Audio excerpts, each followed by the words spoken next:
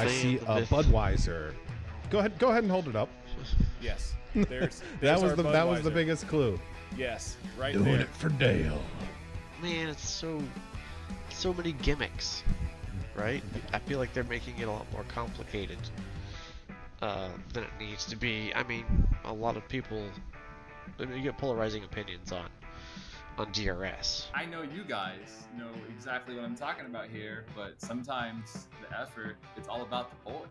You know, like, hey, you know, life sucks sometimes, and you need the boys. iRacing kind of always has a tendency to kind of buff the new cars just a little bit. I'm not going to go on record saying it's because they want people to spend money on their platform and buy all the new content. Confirmed. But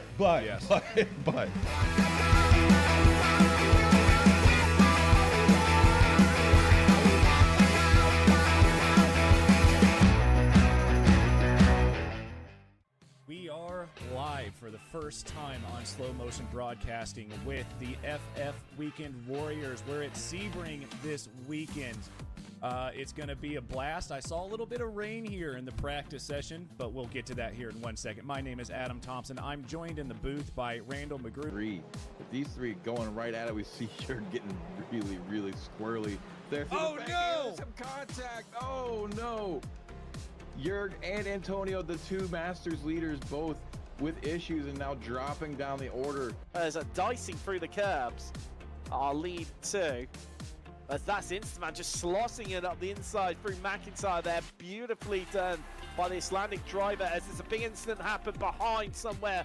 Gonzaga losing a lot of places back. Almost touching at that point. They're around there heading into the closing stages of the track. Not quite there yet. Heading through what I'm calling the horseshoe, but let's not get into my drawing skills at this point. Nothing but clear track ahead of them at this point, so no one should be able to interfere in that battle. Side by side, nearly had contact there. That's going to put Kabanka on the inside for this next hairpin. This could be what decides it, and he's gone right on the outside, actually trying to cover off the car. I do wonder if Barry is going to be close enough to potentially slipstream. They've got 2 corners left to go. This is penultimate one now. Barry right up close, 0.3 of a second. I'm not sure it's going to be close enough, 0.2 of a second. He's got to keep his foot on that loud pedal. Catches a little bit of a curve, but has Kabanka done it? Barry going to the inside, and Kabanka gets it.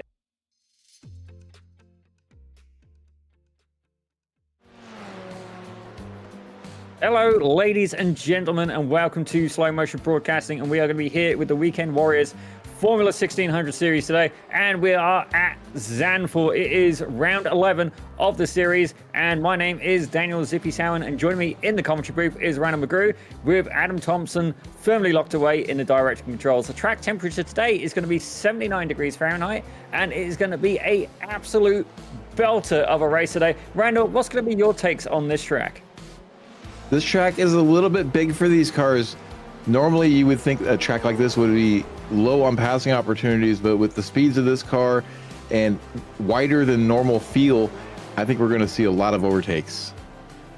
Well, overtaking definitely makes for some more interesting racing as we have a look at the S1 Championship standings, ladies and gentlemen. That's 3,000 I rating and over will put you in this S1 category. So in the lead, we have right now the British driver, James Barry. Come on, England. For the insert name e-racing team there, he's leading with 762 points. Jason Green in second with 719. Then a little bit of a jump there to Michael McConnell in third with 587. You can see the points there getting close on the battles. As we have a look at the S2 Championship standings, David Foy is currently in the lead with 524 points, the Canadian driver. This is a very good scenario for me, a Brit living in Canada. Bill Walker is in second with 438, and Dana Bowes very closely behind with 417 points as we go ahead and look at the Masters as well. Now, the Masters is anybody over the age of 60. Look how incredible that roster is. They are, I'm not going to call them old, we're going to call them seasoned. It's a fine steak, ladies and gentlemen. You need a little bit of steak spice on that. And Antonio Reese, he's there at the lead, 713 points. And I say that, Jurg Manny, Team Old Farts, second place, 558 points with Brad Caffart, the Australian driver, there in third. But what an absolutely fantastic series this has been so far. And just a couple of minutes left to qualifying. James Barry currently in the lead. James Barry, after a week away, back into his old ways in the lead. We see him coming through Tarzan turn right now. Comes down a couple gears on that big straightaway, to get that corner done. Gonna sacrifice the exit here just a little bit possibly to get that good run. Gonna apex on the outside this corner. Hugenholtz shaped like a dish. That progressive banking means you want to run that high line. These cars slow enough that maybe an inside move could work there. And then through the winding S section, running up the hill. Going to set the car to the left, and we have a blind entry into this corner, and you really want to maximize your pace down the hill. Slow the car down as little as possible here. Some cars downshifting to get that corner done, then a little bit of a lift and some oversteer, a lot of oversteer. James Barry going to carry a little too much pace there into turn 8, going to get the car going again. We're going to switch back to Bill Walker, who's on a flyer approaching the same section of track. Just a bit of a lift, kiss that inside curb, run all the way out to the exit curb. Then you're going to kind of turn it a little bit early so you can straighten the car out and get a nice straight braking zone. He's going to run a little bit wide of the apex there in turn 9, and then the long left-hand sweeper that's going to feel off-cambered just by the fact that it's not cambered, unlike most of the other corners on this track. Then he'll run down this not straightaway, ease the car over to the left for the entry to turn 11. It's very important to get this entry right. If you run wide like he's done here, it's going to put you right into the gravel there for turn 12. And if you make the curb there at turn 12, it'll spit you wide on the exit. So it's very crucial to get turn 11 right. And then we come through the aptly named turn 13, with which you want to get a good run off of. And then through Ari Leindyke, easily flat out in just about any car, gonna have a big slipstream opportunity here as you run to the line to finish your lap.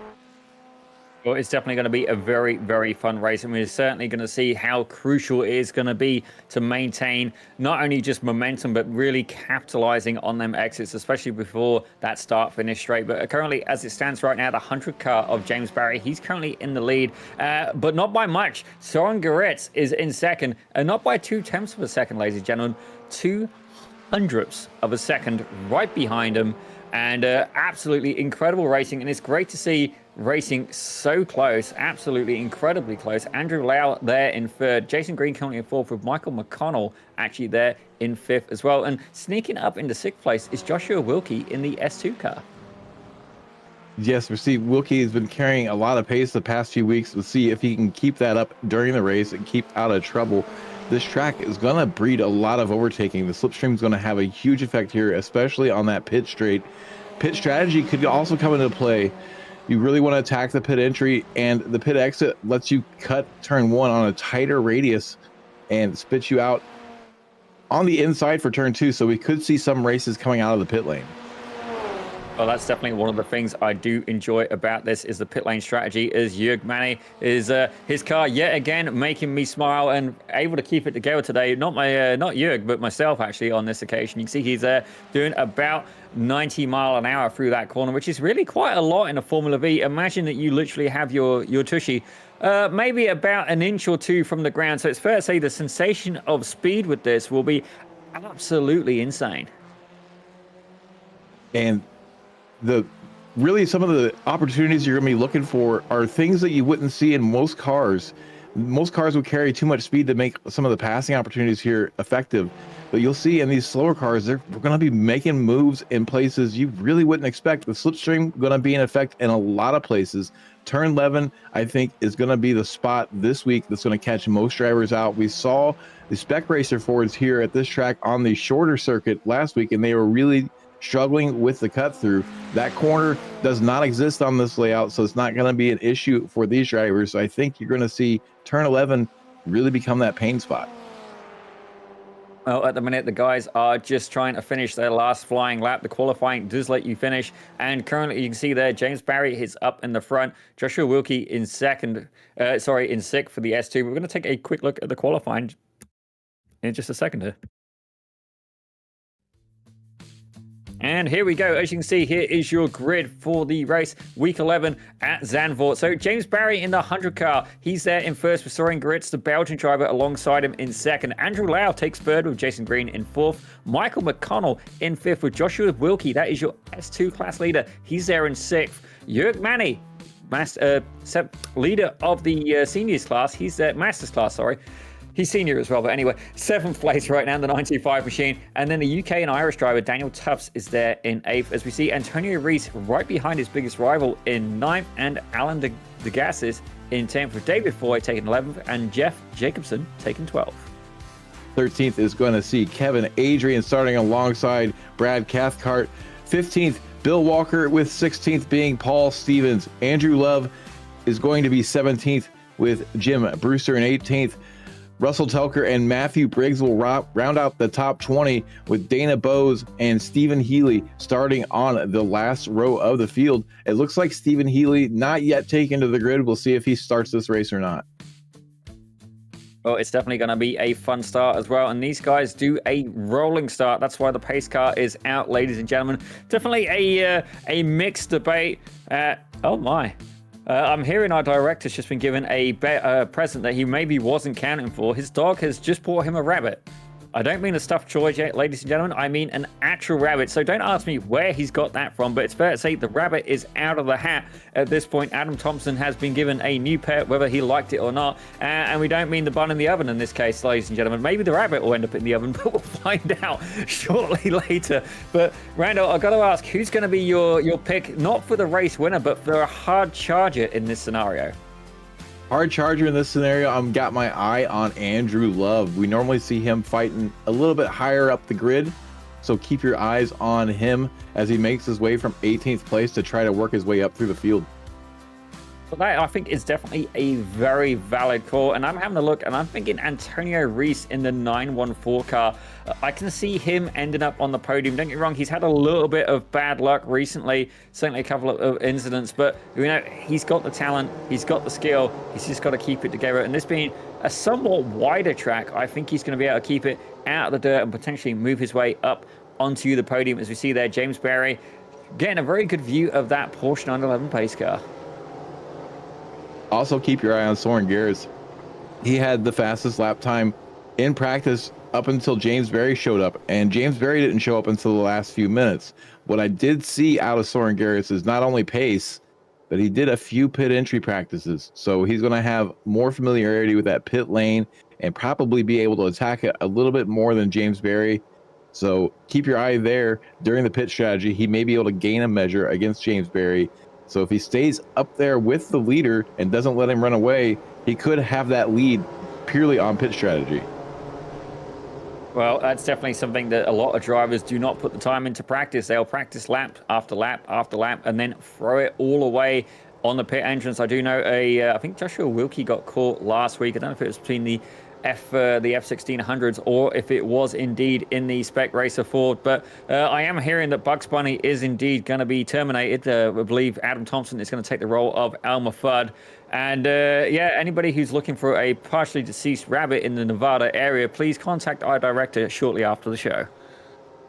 And it was Jörg Manny last week that really struggled with the pit entries in both the FF and the SRF races. Ended up with a pit lane speeding penalty in both races. So we'll see if he can work it out a little bit better this week. We see him starting in P7. It'll be an interesting thing to see if he can manage to get that pit lane just right this time and not get another penalty. That's definitely a good tactic to keep in mind. I actually commentated a race the other day where I seen a guy, he hooked it coming into the pit lane and ended up with the car so beaten up that it looked like he power slided it in it was about 2 weeks ago now, and it was in a Mustang GT3. But these guys are currently on the outlap. We're going to be getting ready to go very shortly, and definitely a very popular track with the Dutch fans, as we are indeed in the Netherlands. Yes, and the F1 here this weekend as well. So this track seeing a lot of attention, both in real life and in the virtual world. Right now, they're making their way through turns 11 and 12. That's a very long pace lap here, so they should have plenty of time to get some temperature into the tires. We see a few cars still weaving around whenever they exist. But other than that, we're not seeing a lot of movement. So these drivers feeling confident they've got their tires and brakes in a good working temperature as they come around to address the final corner. Well, it's going to be interesting to see how they do the race start here. I believe that the pole sitter can control the start. Maybe, Randall, you can confirm on that, or do these guys go on green? But certainly they are not Leader controls the start, my directors just told me. So definitely, if I was them, I would probably want to sandbag that start as long as possible to try and resist the draft and potentially losing P1 before you've even got there to turn one as the pace car is pulling in. Great driving by the pace car, and we're going to get ready to go in just a minute. And yep, that's it. James Barry is go. The 100 car absolutely slamming his foot down. Soren Garrett's in second and already under attack by Andrew Lau. You can see Jason Green right behind him as well. And very quickly, these guys trying to get into single file, currently too wide in various parts of the course. As we see, they all appear to have got around very successfully, and no major incidents yet to report. Right now, we'll see a little bit of contact there with Jörg Manny. He's got to dip out of it. He's going to have the inside line, which is not the preferred line through turn 3. Could have some dirt and rubber buildup on his tires that he's going to have to work out. Watch him as he comes over the hill. It's going to be a little spooky if he has dirty tires. That's definitely something to keep in mind. And you got to remember as well, these guys just did qualifying on some warmer tires. They would have done a couple of laps. And sometimes having that mental reset to remember that, the tires are now cold does take a bit of adjustment. And these cars will over-rotate if pushed hard enough. And you can see there, Antonio Reis currently leading the Masters division with his rival, Jörg Manny, right behind him. Degassi right behind him as well. So we have a potential freeway battle for the Masters already on lap 1. And keep your eyes on Antonio Reis. He's been the guy that comes in pretty much first without the likes of Stevie Ray here to tell everybody when to pit. Everybody's been watching Antonio Reis, the first often to take service. Jörg Manny with that contact with Josh Wilkie in turn 2, now down 2 spots from where he started. As we see, is that Wilkie ahead that gets off into the gravel. He's going to rejoin. He's going to lose a couple spots, and Manny comes spinning across, and nowhere for Wilkie to go. Looks like Manny may have lost it there on the exit. That exit curve can be a little rough. Manny having some issues getting the power down possibly, and we'll have to queue up that replay to see exactly what happened to Jörg Manny. Coming through turn 11, looks like he goes fine through there, gets a little bit of the entry curb, and then moves in reaction to Wilkie rejoining. And that straightening of the wheel and then applying the lock back on is enough to cause some oversteer, and he spins right across the nose of Wilkie. Like I said, Wilkie nowhere to go. Don't want to say the innocent bystander there, because his distraction is what caused that wreck ultimately, but paying the price one way or another. I'm not too sure. For me, it looked like Jörg Manny actually carried a little bit too much out of the corner, maybe got a little bit of an over-rotation, but certainly Wilkie was a sitting duck in that scenario. He was the road runner with the Coyote in hot pursuit, but that is good news there for Antonio Reis, as he's currently up in 7th place. The gas is right behind him, and I say that 0.3 of a second in that gap, but James Barry currently in the lead. He's in 1st place with Soren Garrett's, the Belgian driver, only about 3/4 of a second behind, with Jason Green and Andrew Lau in very quick tow. Right now, Barry not able to break away too much. Garrett's going to try to stay in that slipstream range until the pit stop to hopefully jump him on pit lane. But right now, we're not seeing James Barry run away. It is only the 2nd lap, so give him some time. He may be able to work out a gap, especially if Andrew Lau and Soren Garrett start fighting with each other. We see Jason Green there in 4th, biding his time. He is known for fuel saving and coming alive towards the end of the race. So as long as he can stay in contact with his lead 3, he may be in the catbird seat. Oh, it's definitely, and we've seen as well the sheer power of the draft in these cars. If we're looking there at Antonio Reis, he has opened that gap up very briefly during the intersection to about 0.4 of a second as it stands. But is the draft going to be enough? As you see here, David Tufts as well. He's having a little bit of a battle there with Michael McConnell, the 43 and the 62, going hard at it in the S1 class. And you can see as well, Andrew Lau definitely up the back of Soren Garrett. And we see them doing all kinds of maneuvers on the pit straight to try to break up that slipstream. We saw this a week or two ago in the Spec Racer Ford race, and it ultimately ended up baiting Jörg Manny into the pit entry wall. So we'll see if that has an effect on anybody this week. It looks like we have an issue with Stephen Healy coming now up to turn 2, gonna run on the outside line. No problems there, and then just sends it a little too hard, a little too far on the inside where there's less banking, spins around, the driver behind able to evade, no problems, gets it going back in the right direction, no harm, no foul. Definitely very easily done as we're looking at the lead car of James Barry in the insert name e-racing team. Don't get me wrong, if anybody would like to sponsor that driver, it's fair to say that the spot appears to be open and he's currently ahead of the pack. So definitely a bit of screen time for you if you needed it. But he's in a hot pursuit, well, being hotly pursued. I don't know, that sounds like he's kind of getting flirted with at this point. But see Soren Garrett's right behind him. The nose cone of that F1600, definitely keen. You can see a little bit of the air ducts as well on the side pods. I mean, forgive the lack of words there, Randall, by all means, correct me if I'm wrong, but definitely using everything he can to try and pull away. And it looks like Soren Garrett's already pulling out of that draft, albeit a little early. I would definitely be trying to stay behind that car as long as possible and capitalize on any momentum I can. And James Barry moving immediately to the inside off the exit of Ari Leindijk turn to get that slipstream blocked or out of the way and to try to block the inside, forcing Soren Garrett to go on the outside of Tarzan if he's going to make a move. So far, it hasn't worked out for Soren. You're right, he didn't quite follow into that slipstream quickly enough, and he lost some momentum off that, but able to stay in contact just fine. See Jason Green struggling a little bit to keep in contact, but still within range of at least a vestigial amount of that slipstream. Antonio Reese now behind Michael McConnell and his main competition, Jörg Manning, we saw take it out in turn one or in lap one. So now he's got an easy gap behind to P2 in the Masters division in the form of Alan DeGasis. So he's going to maintain this gap as much as possible, maybe get a little punchy to try to get a couple spots from McConnell and Tufts.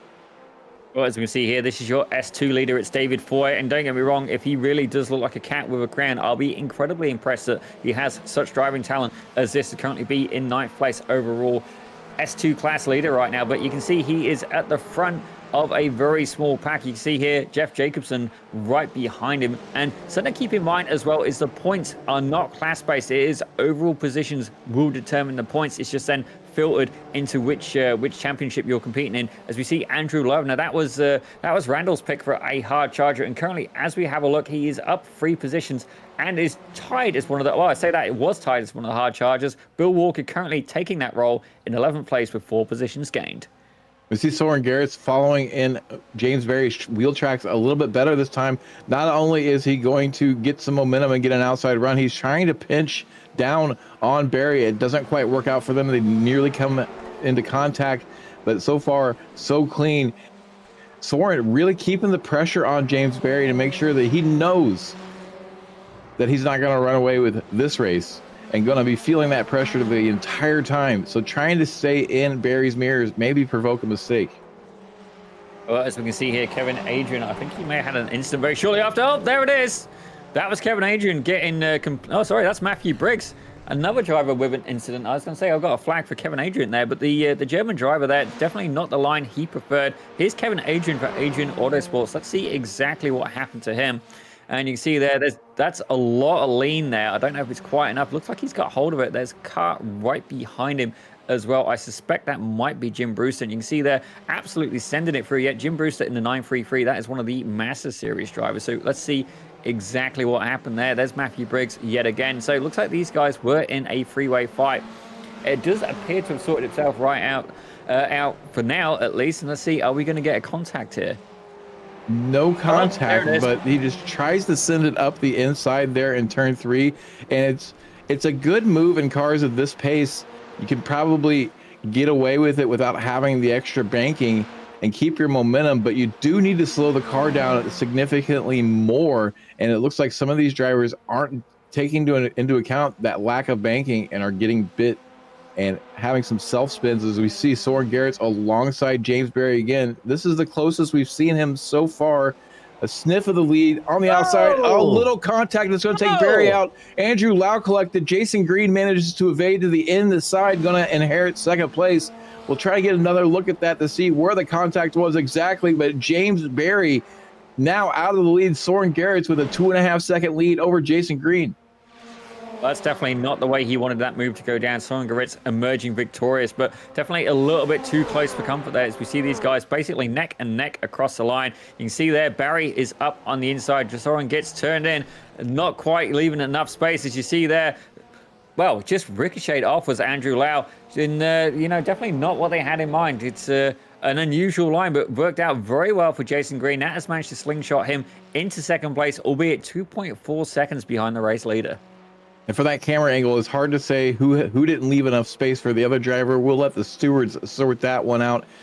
Don't really want to assign blame here. Jason Green now needs to get his visor down and really be on the button to try to reel in Soren Garrett's, close that gap. We're going to get another look on board here with James Berry. You see him, he's done this every lap, moved all the way over to the pit lane wall to block off that inside and to try to break up the slipstream. Soren Garrett is going to appear in the left-hand side of your screen. And yeah, it looks like he just 2 into 1 don't go. James Berry clips the rear of Soren Garrett's, comes off the worst for it. Garrett's able to recover and now has a commanding lead. Oh, definitely not the best way to make a pass, and I don't think it was intentional by any means. These guys generally very, very clean races. I'm yet to see anybody be given a penalty for lack of better words, a little bit of a douchey move, but it's looking good so far. But I do wonder if we had a pit stop there from Antonio Rees, and I do believe we had. He has been in the pits doing his signature move of the early pit, and that has put Degassi there, Alan Degassis, my apologies, in the 905 machine up into the Masters pole right now. Antonio Rees stopped for 14 3/4 seconds, so that will be the benchmark for everybody. The pit window is officially open now that Antonio has come in. We'll see if he's able to work his way through traffic or if he has much traffic to deal with. The undercut may be a good move this week as we see a much smaller field than normal. Well, not much smaller, but smaller than normal at least. So that'll be less traffic for the early pitters. It may work out to his advantage. We've seen it work for him week after week. So keep your eye on Antonio Rees as the pit strategy starts to shake out.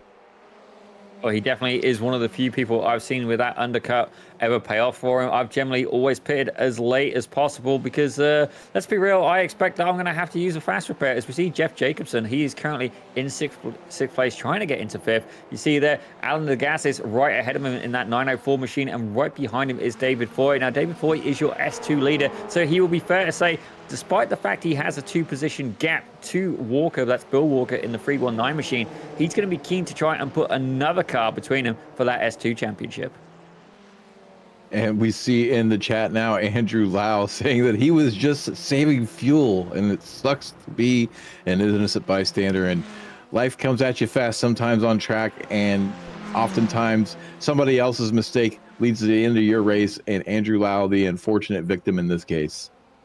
Well, definitely he was part of a little bit of an incident there, and we see that he was maybe potentially in the Arnold Schwarzenegger film that came out in 2002, Collateral Damage, ladies and gentlemen. I'll be honest, I knew the title, I just did not know the year, and I did not know who starred in it, but the point comes across regardless. He was Collateral Damage in that scenario, an unfortunate event for him, but hopefully we'll see him back out in the Spec Racer Ford. I think it's 3:45 Eastern. Apologies if I got that time wrong. We'll see it later, ladies and gentlemen. But right now, we're looking at the stitch of the series. That's Michael McConnell in the number 62 Furball Racing machine.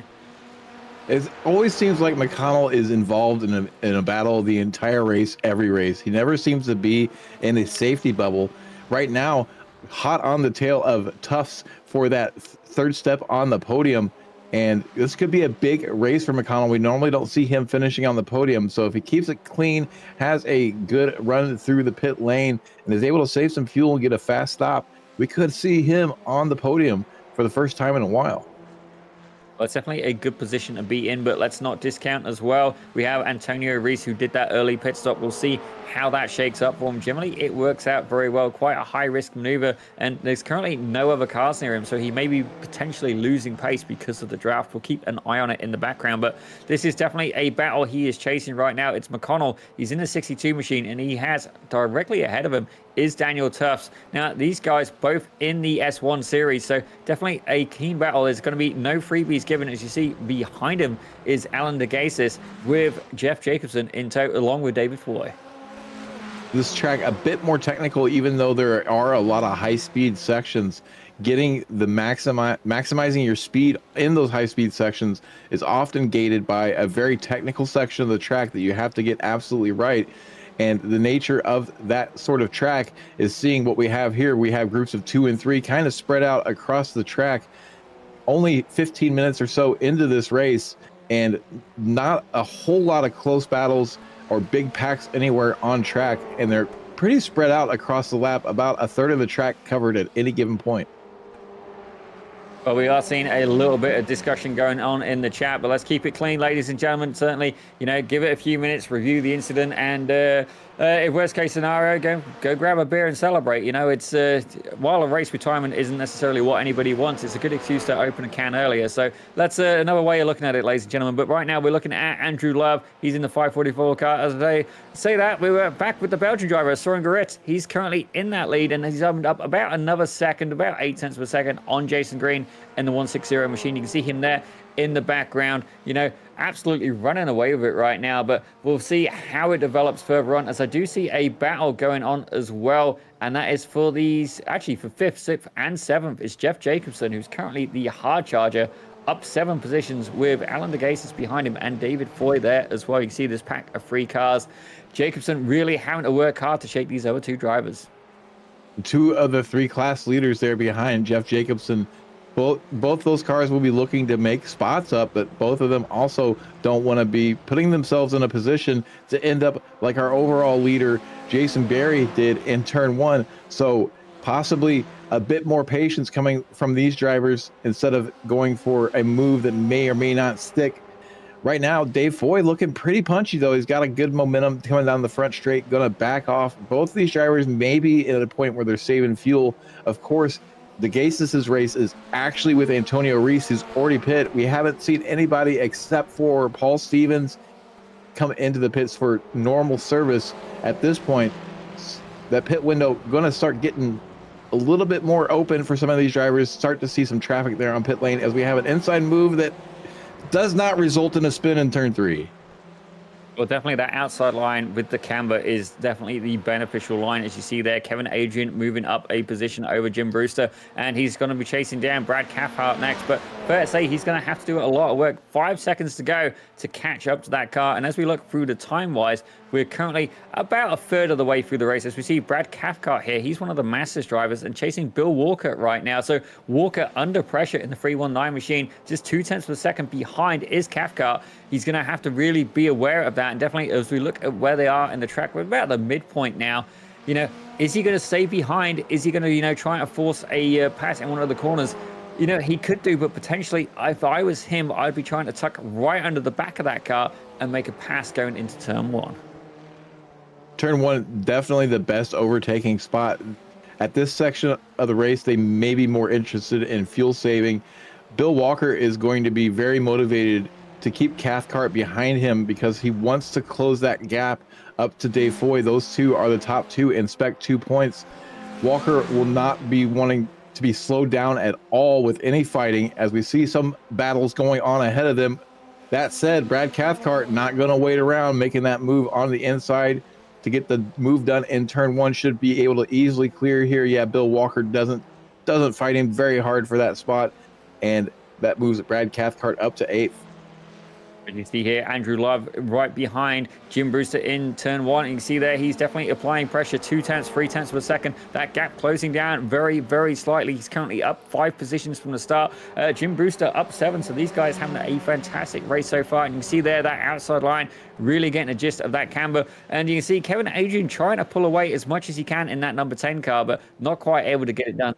And we just had a fastest lap as well from the number 21 machine. So not needing that draft, not needing any assistance right now is Soren Garrett absolutely cleaning up at the front of the field with 143.845. You have to really wonder what would have been had he not come together with James Berry in turn 1, what that race would have been like throughout the laps and then into the closing stages. But right now, Garrett's with a big commanding lead, showing that he had pace the entire time, regardless of who was in front of him. Now that he has that clean air, open that gap up to 4 seconds. Well, that clean air can definitely be beneficial. It depends on the kind of driver you are right now. But as we're looking at Andrew Love, he's going to have to do a bit more work to try and get that 11th place away from Jim Brewster. Not yet able to get it done, but certainly staying in the draft. You can see the sheer slide there of the vehicles, definitely carrying a lot of speed into that corner, working as hard as they can. And Kevin Adrian trying to pull away, but not yet able to break the toe. That gap up to about 9 tenths of a second. So as we're closing in on the 20-minute mark, these cars have about enough fuel for 30 minutes, so we really should be seeing some traffic in pit lane as Dave Foy is going to slipstream his way around Alan DeGasis to get that 6th spot in turn 1, gets the move done. It's a textbook move. We see a bit of a wiggle there coming out of the exit, though. Maybe give DeGasis a look on the inside for turn 2. Not quite there. Now they're going to make their run up to Hugenholtz. Brad Cathcart still holding position in front of Bill Walker. So now Walker has 2 cars in front of him and the class and points leader in Spec 2.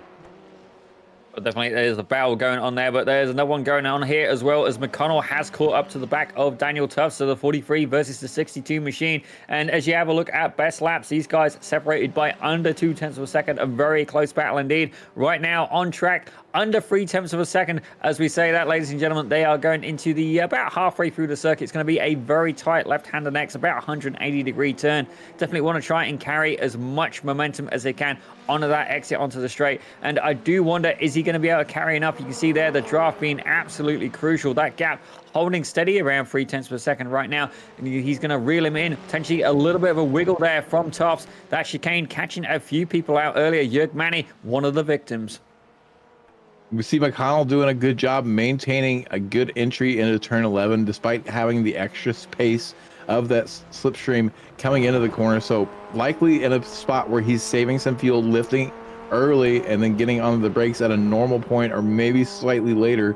As you see, he's going to get a big run here. Not going to be close enough to get the move done in turn 1, but he's going to close right up onto the gearbox of Tufts by the time they get to turn 1. So he's going to be in a spot where he's probably gonna be able to jump Tufts in the pit lane just on virtue of fuel saving and having to take less fuel in his stop. That's definitely one way of doing it. Some people will go for the all-out fight. Other people will try and save fuel. Myself, fuel saving was never much of a strength. It's fair to say that the loud pedal, while not being a on-off switch, it certainly does not tend to have a fuel-safe button. Certainly, at least not under my foot anyway. But you see there, McConnell working very hard. Definitely got a very nice line there. And you can see him right in the draft as they're going round. If I'm not mistaken, they are in the closing part of the circuit. Yep, that looks pretty accurate. No, I'm at the wrong bit. I'm looking at the wrong car. My apologies. Damn it. Try again. A little bit of a fun lesson for you as well. While looking at the track map, these guys, they caught a lot of different corners. They end in like Bocht, like B-O-C-H-T. So you got Tarzan Bocht, Galak Bocht, Rob Slotmacher Bocht. Basically, Bocht in Dutch is bend. Easy for you to say. Not when you're really. watching some of these corners coming through turn 7, you can really see the slip angle in effect on these cars. Probably where it's the most pronounced is that downhill right-hander of turn 7. You can really see the rear end starting to step out. And if you're not sliding the car at some point in a corner, you're not really at the limit. So don't think that they're about to crash. That's how the cars are designed, and that's how tires are designed to work. So if you see a bit of the rear stepping out, that's actually pretty fast for these drivers. Well, definitely. It's one of the things I really like about the F1600s. Don't get me wrong. While it is awesome to have as much grip as possible and the slickest of slick tires, I actually think it is much more fun to have like a car and have it so everybody has like a little bit of a weaker tire almost. So then that way you can slide the car. You can not just find the limited grip, but basically dance along it and get a conga line going. It's so much fun. As we see here, Andrew Love, he's going to try and make a move potentially into turn 1. He's right behind Jim Brewster. This battle has been going on for a good portion of the race. We're just over halfway through right now, but not yet able to get it done. As we see Telka, it looks like he's just gone in the pits as well in the 260 machine. So maybe going to start seeing some activity in pit lane. Some of these drivers are going to start coming in. Telker, the first of the main group to come to the pits so far at the 23.5-minute mark. Right, we were seeing there Jim Brewster trying to hold off Andrew Love. Brewster was much closer to Kevin Adrian over the past couple laps. So now that a gap is formed, you have to wonder maybe if he had a bit of a mistake and if Adrian's going to try to run off with this. The gap in the lead, though, was for Soren Garrett, it's nearly 4.5 seconds. Looking James Berry-esque with the lead. I hate to say it again, though. You really wonder what this race would have looked like if James Berry hadn't been taken out. Oh, definitely. It was not a scenario that anybody wanted to see, but it's worked out very green. Well, very green for Jason Green. He's looking at a money shot right now, currently in second place. A good gap between first and second. Don't get me wrong, Skiritz is pulling away for that lead position, but that third position is still yet to be decided. Daniel Tufts is working very, very hard to keep Michael McConnell right behind him. And at this point, you do have to wonder as well, would it be more advantageous for McConnell to come in the pits? Is he better off? Is the Tufts Is the toe of Daniel Tufts help drawing him along? Is that's what giving him some of the paces? You see there, that gap now under 0.2 of a second. Yeah, we see that gap close on the front straightaway almost every lap, just like that. It doesn't seem like McConnell's very interested in making the move. We see Tufts with a lot of slip angle coming out of turn 2, manages to corral it there and runs almost a little wide on the exit of Hugenholtz, but keeps it all on the island. I think McConnell really is in a fuel-saving mode right now. The gap ahead to Green is such that they can't really hope to surmount it on pace alone. So without a mistake, they're kind of battling for third. That's going to be their race. So the longer McConnell saves fuel, the later he pits, the more likely he is to gain that spot on pit strategy. That's definitely another way of doing it. As we see, Andrew Love is right up the tail end of Jim Brewster in the 933 machine. You can see that gap down 0.2 of a second. This battle has been going on for some time. Love not yet able to find a way around the senior driver. Masters drivers, you see there a little bit of a wiggle there, not quite able to get it done. It's fair to say that right now Age is leading the battle. Andrew Love not yet able to pass the more senior citizen, and it's fair to say that there is no Zimmer frame on this car. For lack of better words, that's a walker, ladies and gentlemen. And if there is, he's certainly making it work for him. Brewster ahead right now as we see an incident. That's Antonio Reese. Nope, Matthew Briggs.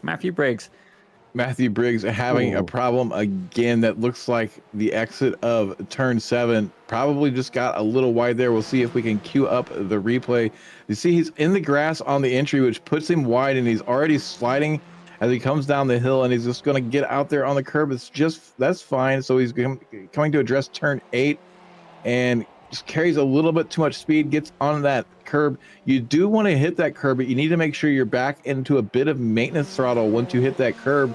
I suspect that he wasn't, because he was still trying to wrangle the car, and the big bounce upset the rear end and sent it around. That's definitely something to think about, ladies and gentlemen. And sometimes you want to go on the throttle, not because you need the gas, but because you need to shift the weight around the car. As you see there, DeGasis and Andrew Love both in the pits there. So that ends the battle right now, at least between Andrew Love and Jim Brewster. We'll see how they emerge after the pits. Antonio Reese, one of the early pitters, he's back up in 11th place. And currently your hard charger is, ironically, Jim Brewster in that Masters division. And he's currently in 10th.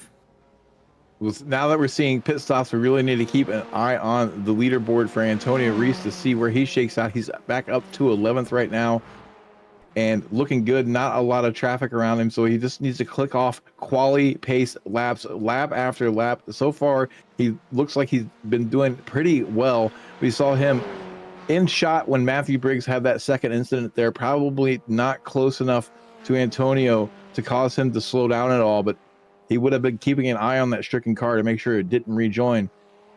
Keep an eye on this driver, though. He will work his way back up. He is very much a tortoise and a hare kind of battle, and he will definitely surprise you.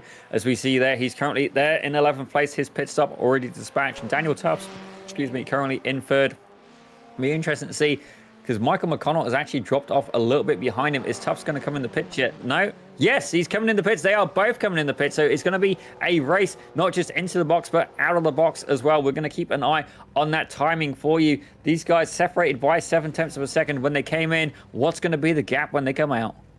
The leading pair also in, so the top 4 are all into the pits right now. Jeff Jacobson going to inherit the lead for this lap. Brad Cathcart also going to stay out. We'll keep an eye on the pit exit here to see if there's any traffic when these drivers come out, but it looks like the track will be clean, as now Soren Garrett's is underway. McConnell makes the move happen in pit lane. It jumps and gains that spot, puts his foot on the bottom step of the podium temporarily. We'll see if that all shakes out.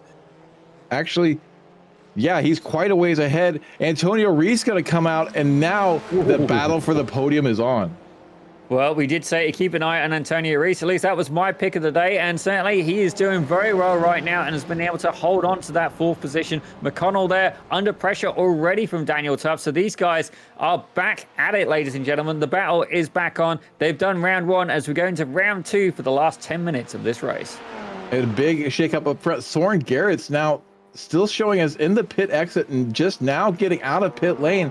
So Soren Garrett's not sure what happened there. Did he get bit by this pit lane speeding penalty? I'm going to take a look at the scoring screen and try to figure out what happened there.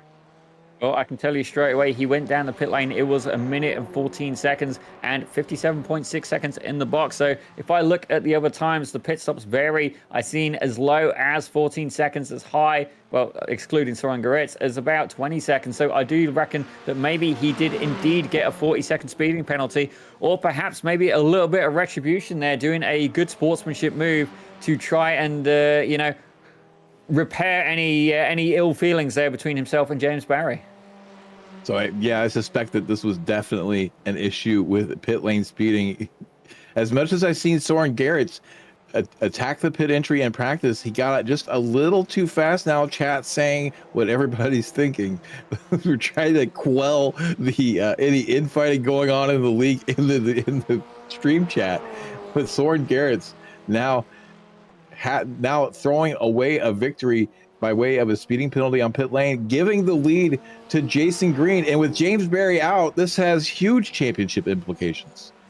Well, right now, I think the 160 car is very much a fan of Tom Cruise and the film Jerry Maguire, because he is literally going to be like, show me the money. He's currently out there in first. Antonio Reese in second. I'm feeling very good about that, not just because I picked him, but because Antonio Reese is really nice to talk to as well. Saying that, everybody here at Weekend Warriors has been great to talk to, but currently the battle is in second and beyond. As much as we like seeing Jason Green on track, let's take a look at Antonio Reese and the situation he's got himself in. They're about 5 seconds back, as we see there. Oh, no, we're going to take a look at Soren Garret's, our director putting the boot on. Yep, so he did indeed speed into the pits, but there's Jason Green. But let's get away from Jason Green. I'm sorry, Adam. Let's take a look. There we go. That's what we're looking for. It's Antonio Reese up in second in the 914 machine. McConnell in third for the 62 machine, and Daniel Tufts there in fourth. All of these guys vowing for the podium. McConnell especially in the hot seat right now, because he has been riding the rear end of Daniel Tufts for so long, and now the shoe is indeed on the other foot, but thankfully got a little bit of a draft off the master of Antonio Reese. If I'm in McConnell's cockpit right now, what I'm doing is reaching up with one hand at a time and snapping off those mirrors. I do not want to pay attention to Daniel Tufts at all. Tufts looking very, very impatient, wants to get that move, get that spot back. We saw him make a move into turn 3 as they came out of the pits. Wasn't able to make it stick. McConnell now going to make the inside move on Antonio Reese into turn 1. And so far it looks clean. Yeah, Antonio Reese leaving plenty of space. McConnell getting a little bit of a wiggle on exit, comes off a little tight. Antonio Reese going to get the big momentum and get the spot back on the outside for turn 3, going to establish that position, and they're all going to run the outside there. And Antonio Reese manages to live to fight another day in P2. Well, with age comes wisdom, and that was definitely a very wise maneuver there. As you can see, McConnell absolutely applying pressure. These guys under 2 tenths of a second between each car. If Reese was to make a mistake, it's fair to say he would be slapped on both cheeks by both the drivers behind him. Not affectionately, ladies and gentlemen. I think there'd just be nowhere for them to go, but definitely applying the pressure at this point. A really, really good battle for this final 2 podium places. McConnell needs to keep that pressure on Reese, and he needs to make sure that if he gets a move like he did in turn 1 again, he needs to make it stick. Otherwise, he's going to fall victim to the pressure of Daniel Tufts. So last time we saw him take a pretty tight exit out of turn 1, there was more space on the outside. He needs to track out a bit more and keep that momentum up and not have that snap of oversteer. And we're seeing now in the chat, Andrew Love is a master who chooses to run an S2. So him and Jim Brewster actually work together, as we see Andrew Love. Look, we're not going to call this the commentator curse. We're going to call this the chat curse. We're blaming you, Ray Esports. This is the chat curse that's going to take my pick for the hard charger down a spot.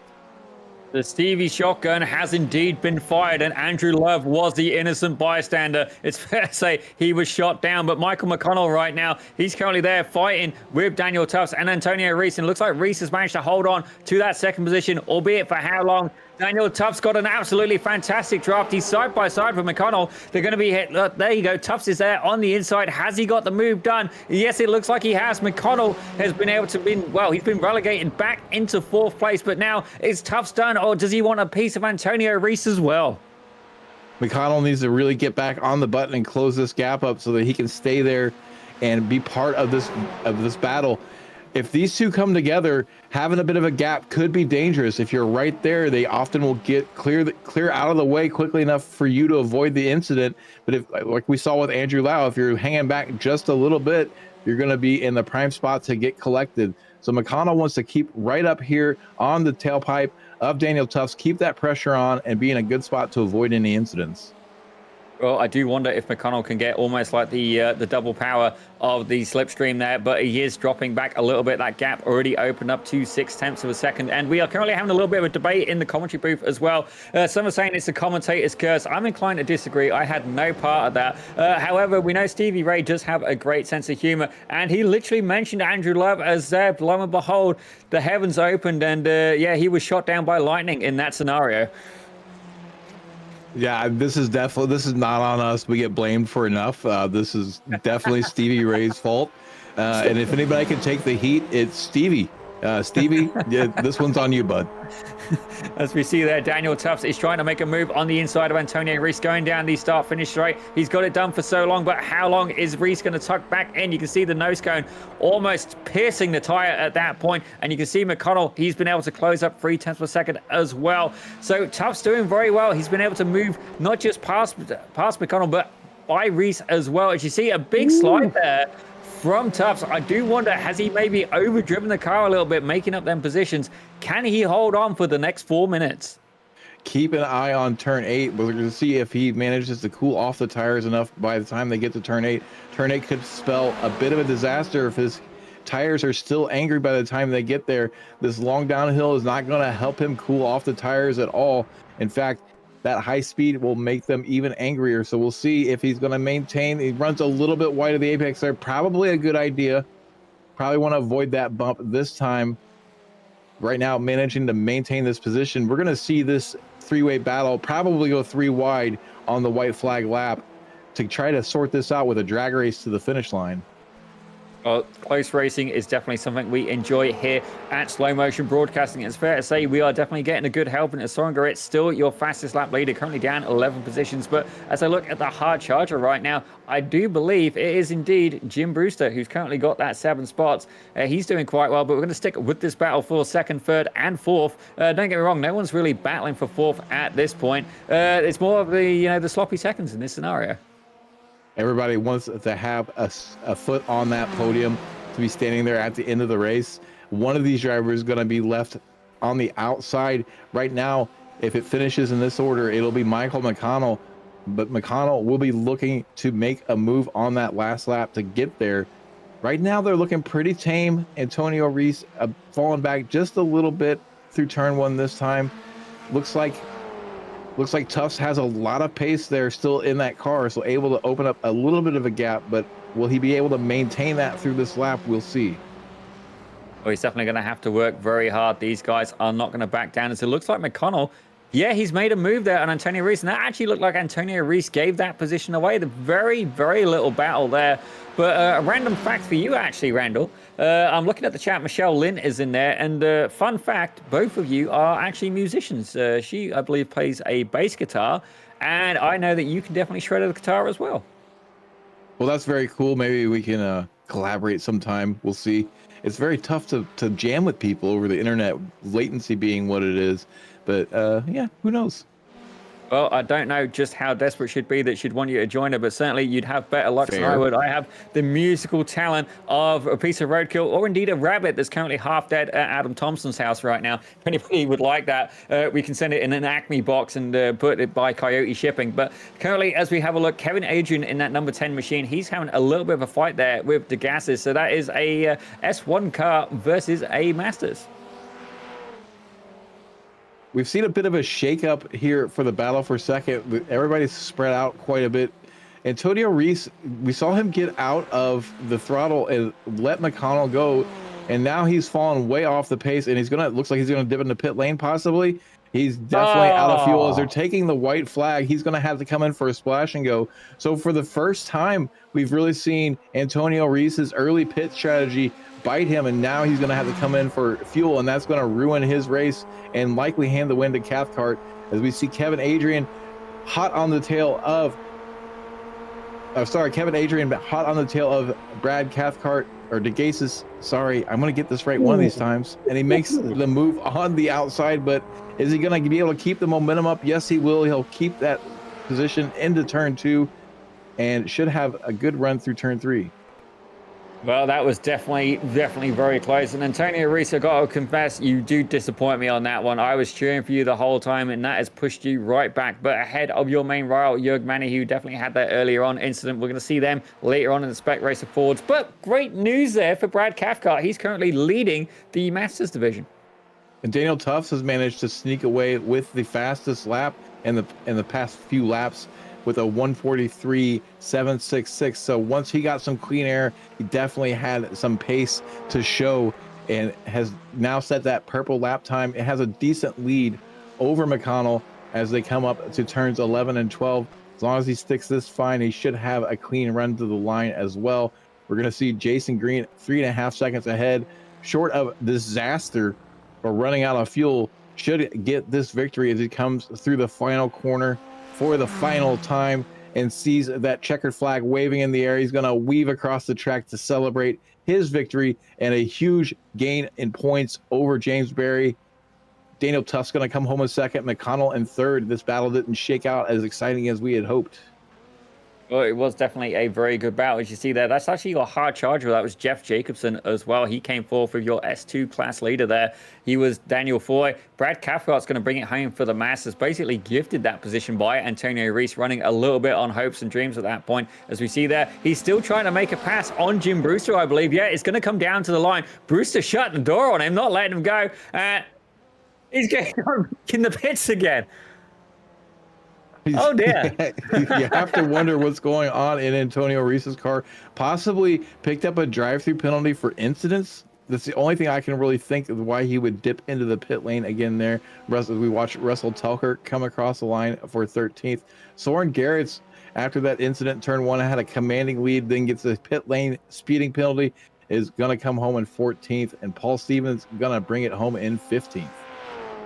Well, I'm not yet able to see the amount of incident points, but as soon as I do, ladies and gentlemen, I will let you know. We're very curious to see what happened to Antonio Reese. Definitely those cars not all cross the line, so not information I am privy to, but you see there the last few cars coming in. Stephen Healy, definitely not the race he had in mind. I did see a few crash warnings pop up for him. But the good news is, ladies and gentlemen, you can catch him at Spec Racer Forward. But let's take a look at our race results. Now, in first place, definitely a familiar name here at Weekend Warriors, and he was part of the Ray Esports Racing podcast very recently as well. There was him, Stevie Ray, Megan Overstreet, and somebody like Adam Thompson in there as well. Don't ask me why. But he was there as well. Absolutely great. Currently doing very well today. Race winner with Daniel Tufts there in second, Michael McConnell there in third. Great podium job for him for Furball Racing, as Jeff Jacobson takes fourth. David Foy, your S2 leader, in fifth, with Brad Cathcart, your Masters leader, there in sixth. Kevin Adrian up there in seventh, with Alan DeGasis in eighth, Bill Walker in ninth, and Jim Brewster in 10th. 11th is going to see Andrew Love, my pick for the hard charger, who ends up only six spots up thanks to Stevie Ray. P12 is going to be Russell Telker. Soren Garrett's coming home 13th after much controversy and fireworks. Paul Stevens going to be 14th. Dana Bowes in 15th. Antonio Reese not getting the fuel strategy right this week, comes home in P16. Stephen Healy, who did take to the grid after all, comes home in 17th. Matthew Briggs going to be possibly the last of the running cars there in 18th. 19th is going to see James Berry with Andrew Lau in 20th. Both of those involved in that turn 1 incident early in the race. Joshua Wilkie and Jörg Manny going to finish 21st and 22nd respectively after that lap 1 incident in turn 12. Well, definitely a unfortunate race for a couple of the people involved today, but definitely we're going to see who we managed to catch up with in the pit lane. I do believe Jason Green is hanging around. I do wonder if we can steal him. Hang on, I can drag him. What am I doing? Ta-da! Ladies and gentlemen, Jason Green has joined us in the booth. Now, Jason, that was definitely a very, very fun race for you. Tell us a little bit about how you prepared for such a circuit. Well, to be honest, I didn't do much prep because I also do the full-length F1 race series, the Grand Prix Tour, which was yesterday. So practicing the F1 car and the Formula Ford is I generally avoid doing the same track. So I didn't really start practicing until this morning. But yeah, it's you really have to master the trail braking here, especially in Sector 2. But yeah, once you get that the car rotating just perfect, it's so much fun to drive this track. Well, it definitely seemed like a lot of fun. One thing I will ask specifically, tell us a little bit about that really long left-hander, the same corner where Daniel Ricciardo actually smoked into the wall to avoid a bigger incident. Tell us a little bit about the dynamics of that corner there, Jason. Yeah, I mean, just that corner is so much fun. I love sending it around the outside there. But yeah, I mean, you want to take his be right on the white line on the exit. Don't really want to touch the green stuff or the white line. I found out in this car in quali and in practice. If you get on the gas there, the car will just instantly lose grip. So you want to stay just right on the white line, just below it. It's all about the exit, especially in slower speed cars. The difference between running the outside there versus the inside, probably like 5/10 to 8/10 to maybe even a second, depending on how that index you get on the inside. So yeah, there's really just one line around there, just around the outside, and it's when you get it right as well, it's just so fun to send it. Well, ladies and gentlemen, that is your race winner, Jason Green. But before we let you go, Jason, is there anybody you'd like to thank or potentially promote your channel as well? I do understand you stream the races live. I don't stream them live. I do put out videos. Dropped the Formula 4 video on Monday and the SRF video on Tuesday. But also shout out to the Racing Line podcast with myself, Adam, and Stevie. I'm blanking on who we have as a guest this week, but yeah, check that out. Or we had Megan last week, but yeah. Oh, my bad. yeah. So, but yeah, if you want to check that out, it's on Stevie's channel, right? Esports, I believe. Yeah. I believe our director might have a question as well. I saw him hovering by the thing, or I've just put him on the spot. But Adam, did you have something to say? No, I'm good. We are all good, Jason, and I cannot wait to see you in SRF and definitely on Tuesday where I could see your beautiful face, my man. You too, man. Well, there's a bromance going, and there's certainly one that I don't know if I'm going to get in the middle of. But ladies and gentlemen, that was Jason Green, your race winner for the Formula 1600s. And absolutely great having you here in the booth. Thank you very much, Jason. Thanks, y'all. Well, Randall, I understand you may have been able to catch up with somebody. I think Jim Brewster is hanging around, and he looks like he sounded like he wanted an interview. Jim Brewster coming home in third in the Masters division, 10th overall, up 8 spots from where you qualified, making some moves in traffic. Tell us what it was like out there for you today. Well, me and my old buddy Andrew Love, we've been racing sims together since before PlayStation 1. We qualified poorly, but the two of us managed to stay on track, and we just chugga towards the front. As people make mistakes, we say, oh, there's another one. Whoop, there's another one.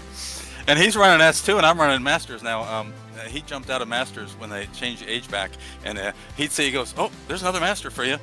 So anyway, I want to give a shout out to him. He's a great buddy, and he is kicking some butt in S2 and Surf. I won't be racing Surf today, but I'm hoping him and Russell Telker are having a really good battle up in front of S2 in Surf. So I want to wish him some luck in today's Surf race.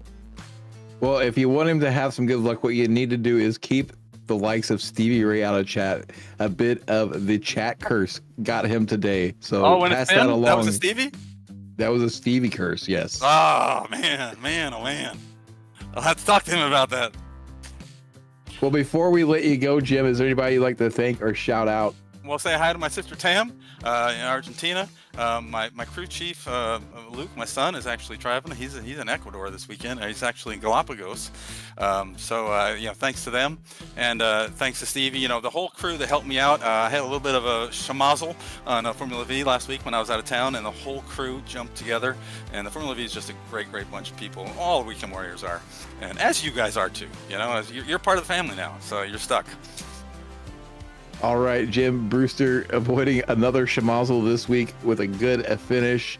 Congratulations, and maybe we'll see you up in the booth again in the coming races. See you later. Bye. Well, that was your third place Masters finisher, Jim Brewster. And I think, Daniel, did you find the likes of Michael McConnell lurking around the pit lane? I may have found him, but I don't know if he wants to talk to us yet. He's currently got his microphone muted, and we're going to try and give him a couple of subtle hints in just a moment to unmute himself. Thank you to Michelle Lynn for giving him a little bit of a whipping to get him here in the chat. And I do believe he's unmuted. Michael, are you there? Can I get a check? Hello. Oh, there we go. He's here. Ladies and gentlemen, Michael McConnell has graced us with his presence, up 2 positions, having an absolutely fantastic battle near the end. Tell us a little bit about how that went down for you. That was that was a lot of fun. That was exhilarating. I'll give it that. I was not expecting that type of position. It's a lot of work also. Well, it definitely sounds like I've maybe got enough words for the pair of us on this scenario. But we've got to say, what an absolutely fantastic battle there. Like you and Daniel Tuss were going hard at it, and then Antonio Reese as well. But I can let you know that Antonio Reese did indeed have no incidents for the race and seemed to have a little bit of fueling difficulty. So that's worked out very well for you. But Michael, before we let you go, is there anybody you'd like to thank for today's performance? Shout out the league, Steve Ray. Puts this all together. Well, ladies and gentlemen, the man of many words, Michael McConnell, congratulations on your 3rd position. At least I can make him laugh. Thank you very much for joining us, and then we will... caught off guard. So, yeah. Surprise, we take no prisoners here. Yeah. We take no prisoners here. We get rid of them, so they're not prisoners. So, yeah, it's the best outcome for any race that I've had yet this season, so I'm very thankful for that.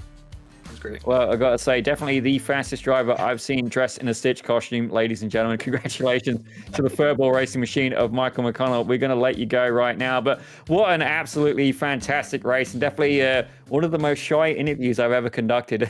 A lot of fun, but let's take a quick look at the upcoming schedule. So later on, 3:45 p.m. Eastern, so that's about an hour from now, just under. We're going to have the Weekend Warriors back here again with the Spec Racer Ford at Navarro. Now, definitely one of the newer tracks on the iRacing service. We also have the Cross Series League Racing of XSLR. They're going to be here at 8:10 Eastern. Mixing it up a little bit, ladies and gentlemen. They're going to have the VW Beetle Light at Daytona Rallycross. Now, that's something that I personally love and enjoy. I did manage to win my division for a Rallycross, so that is a great combo. Nobody cares apparently as well. That's from our director. So that's all right. I'll show him how it's done. If you look at Thursday, you can see there we've got SimCar back. It's going to be the GT3s at Laguna Seca. That's going to be a lot of fun. We'll see how many people get killed in the corkscrew, and obviously some great racing as well, but mainly the corkscrew. And then we have a look as well. Saturday, we're going to have a Formula V race as well, ladies and gentlemen. Probably Michelle Lynn, I'm going to guess, is heavily involved in that one. It's going to be at Lime Rock Park. And we also see Sunday, we're going to have Formula Ford back as well for Laguna Seca. But ladies and gentlemen, my name has been Daniel Zippy Salmon. Well, not just has been, it's always been Daniel Zippy Salmon. And joining me in the booth today was Randall McGrew, and locked away at the controls. For the most part, we did let him out on parole for a brief section there. It was Adam Thompson. But thank you very much for tuning into Slow Motion Broadcasting and for watching the Weekend Warriors. And definitely, if you want to get involved as well, take a look for Weekend Warriors here in Discord. Find us. We'll try and get something sorted out so you guys can find them. If not, come into our Discord. We'll point in the right direction. Weekend Warriors on Facebook as well. Certainly, if you want to be part of the action, the Spec Racer Ford is going to be here in just under an hour, though. So we're going to see you very shortly. Go grab a drink, whether that be caffeinated, non-caffeinated, or particularly a little bit more potent, whatever floats your boat. But we'll see you very shortly. And thank you very much for tuning in.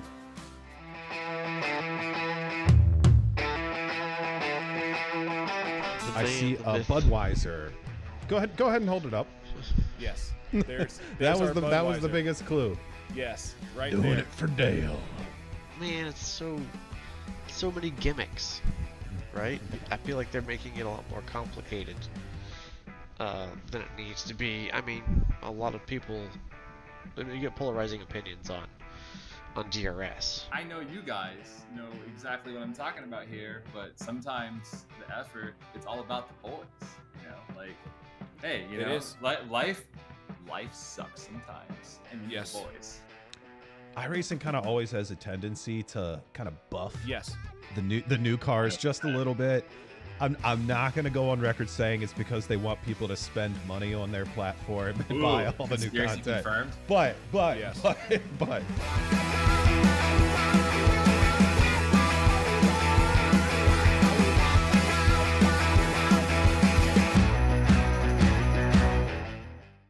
We are live for the first time on slow motion broadcasting with the FF Weekend Warriors. We're at Sebring this weekend.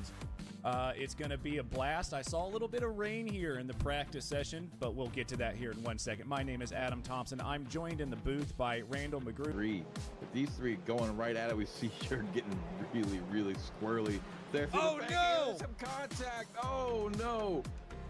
Jurg and Antonio, the two Masters leaders, both with issues and now dropping down the order. There's a dicing through the curbs. Our lead two. As that's Instaman just slossing it up the inside through McIntyre there. Beautifully done by the Icelandic driver as there's a big incident happened behind somewhere. Gonzaga losing a lot of places back. Almost touching at that point. They're around there, heading into the closing stages of the track. Not quite there yet. Heading through what I'm calling the horseshoe, but let's not get into my drawing skills at this point. Nothing but clear track ahead of them at this point, so no one should be able to interfere in that battle. Side by side, nearly had contact there. That's going to put Kabanka on the inside for this next hairpin. This could be what decides it, and he's gone right on the outside, actually trying to cover off the car. I do wonder if Barry is going to be close enough to potentially slipstream. They've got 2 corners left to go. This is penultimate one now. Barry right up close, 0.3 of a second. I'm not sure it's going to be close enough, 0.2 of a second. He's got to keep his foot on that loud pedal. Catches a little bit of a curve, but has Kabanka done it? Barry going to the inside, and Kabanka gets it.